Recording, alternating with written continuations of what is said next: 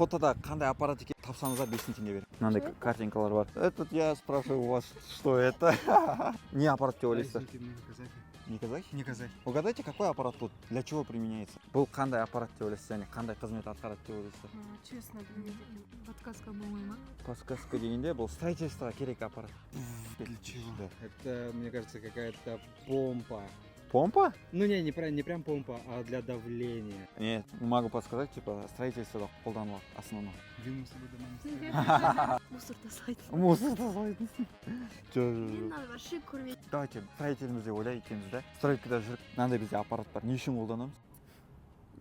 Құрылыс жұмыстары. Құрылыс жұмыстары, иә, ол ясно. Именно қандай жұмысқа? А? Білмейсіз ба? газонокосилка. Нет, нет. Бұл краска шашатын аппарат, краска пульт деп аталады. Рахмет. Аппарат. Все, спасибо. Извините, да. Краска пульт деген аппарат, бұл жерде